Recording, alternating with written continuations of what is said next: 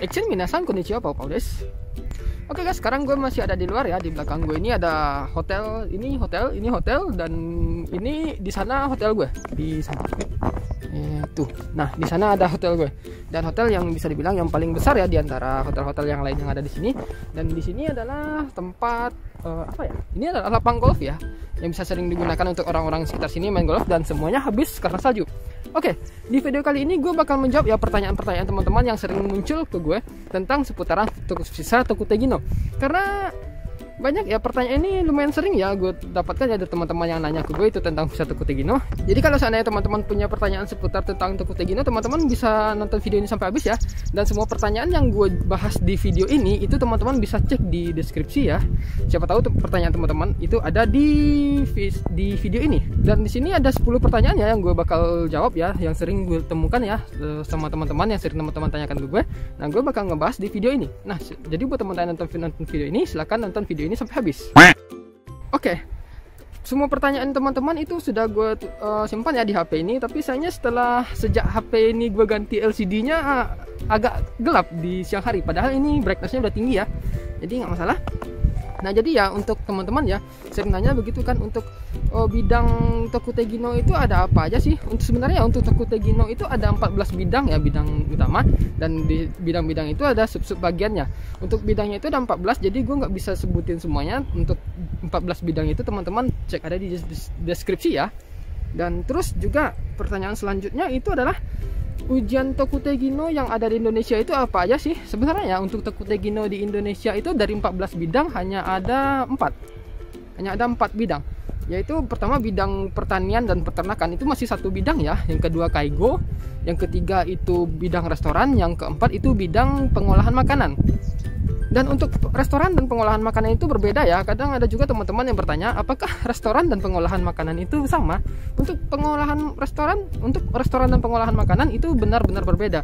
Kalau restoran itu teman-teman jatuhnya itu adalah ke bidang restoran ya, bekerja di restoran. Sementara kalau seandainya pengolahan makanan itu bisa ke pabrik produksi makanan, misalnya seperti bento, roti, atau produk-produk olahan lainnya yang misalnya biasa teman-teman temukan itu di di supermarket Jepang atau di konbini itu ya. Itu adalah pekerjaan di bidang pengolahan makanan, berbeda di restoran. Kalau di restoran itu biasanya seperti restoran hotel atau kedai ramen atau restoran memang restoran begitu kan, itu adalah termasuk bidang restoran.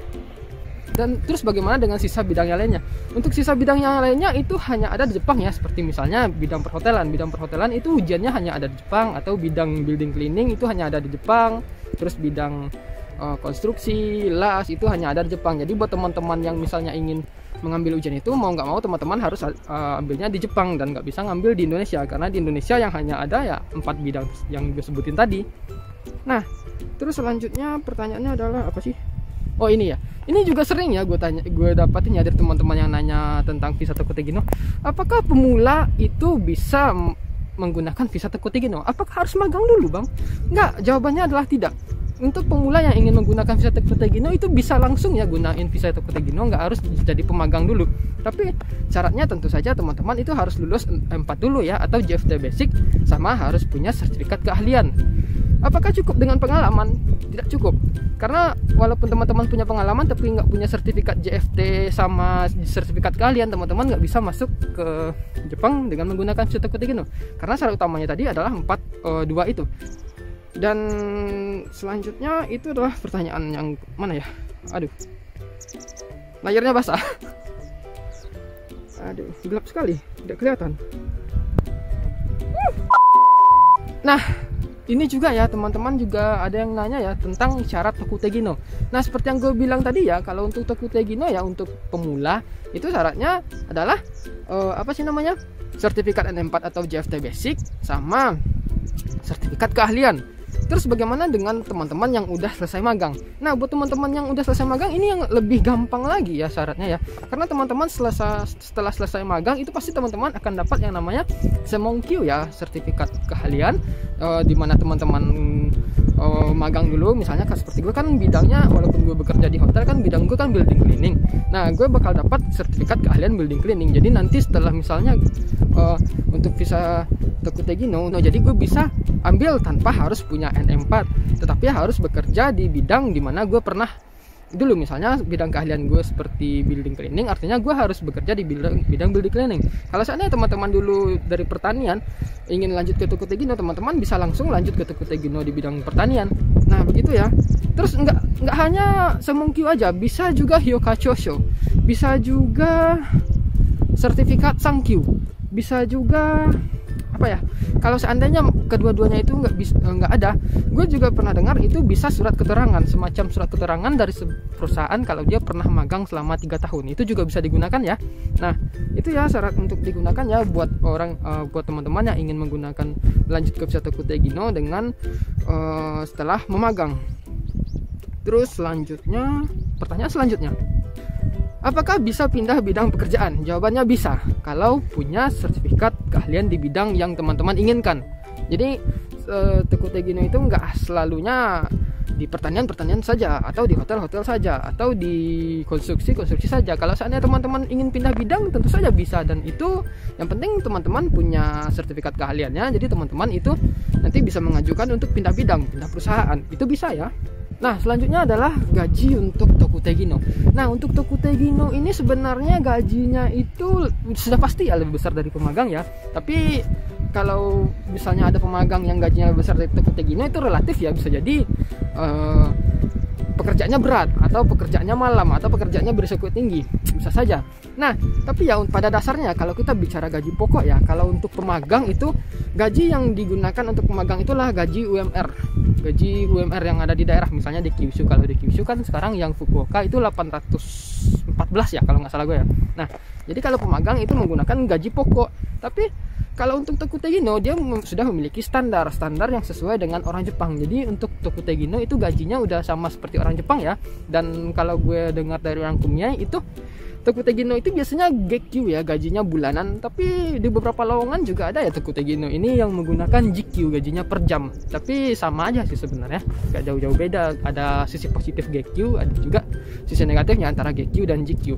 Nah terus juga ya, gue pernah dengar ya kalau untuk Tokutegino ini ya gaji pokoknya aja yaitu minimal ya 180 atau 180.000 ya, atau 18 mang ya minimalnya. Tapi nanti itu masalah gaji itu akan negosiasi saat wawancara ya.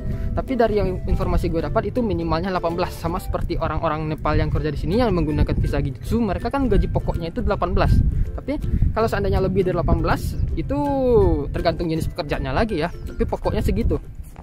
Nah terus juga ya, apakah mending visa Tokutegino atau visa pemagang sih? Nah sebenarnya ini pertanyaan yang sangat sering sekali yang gue dapatin ya. Bang, gue kan pemula nih bang, jadi mestinya ambil Tokutegino aja atau pemagang sih? Sebenarnya gue udah jelasin ya di video sebelumnya tentang bagusan mana Tokutegino atau pemagang. Tapi gue bakal jelasin lagi di sini. Intinya saja, untuk teman-teman yang misalnya memang pengen ke Jepang, nggak usah butuh skill lah, nggak usah butuh pengalaman, langsung aja ke Jepang ya, teman-teman bisa menggunakan visa pemagang. Tapi sebenarnya kalau seandainya teman-teman menambahkan sedikit effort ya terhadap niat teman-teman, itu sebaiknya teman-teman lebih baik menggunakan visa Tokutegino saja, karena dari segi status itu Tokutegino lebih baik ya daripada pemagang ya, karena setara dengan orang Jepang dan juga banyak kelebihan-kelebihan lainnya. Terus juga kalau pemagang itu nggak bisa pindah kerja kan, kalau Tokutegino kita bisa pindah pekerja, bisa pindah keahlian dan macam-macam lainnya. Jadi kalau menurut gue, kalau disuruh pilih pemagang atau Tokutegino, gue mending lebih pilih Tokutegino saja. Terus kenapa gue nggak pakai visa Tokutegino? Karena waktu di zaman gue berangkat ya, itu Tokutegino itu belum ada. Jadi Tokutegino itu ada setelah 1 tahun gue ada di Jepang ya. Jadi mau nggak mau ya pilihannya cuma satu waktu itu. Tapi kalau seandainya ada ya di waktu gue pasti berangkatnya dengan menggunakan visa Tokutegino. Nah pertanyaan selanjutnya adalah, apakah Tokutegino itu ada cuti? Nah untuk Tokutegino ya ada cuti ya setiap tahunnya ya, itu 1 bulan cuti. Dan itu yang kalau kita pemagang itu nggak dapat ya. Yang kita dapat itu cuma apa sih namanya, UQ ya, UQ cuti berbayar. Itu kalau 1 tahunnya berapa ya, 12 hari. Tahun kedua itu ada, kalau 1 tahunnya, tahun pertama itu 10 hari, tahun kedua 11 hari, tahun ketiga 12 hari. Tapi kalau untuk Tokutegino ya, itu setiap tahun dapat cuti 1 bulan, dan itu juga termasuk UQ ya. Yukio ini aturannya mungkin akan sama seperti Gino Jisusei. Tapi untuk Tokutei Gino itu akan dapat cuti 1 tahun, 1 bulan selama 1 tahun, dalam 1 tahun.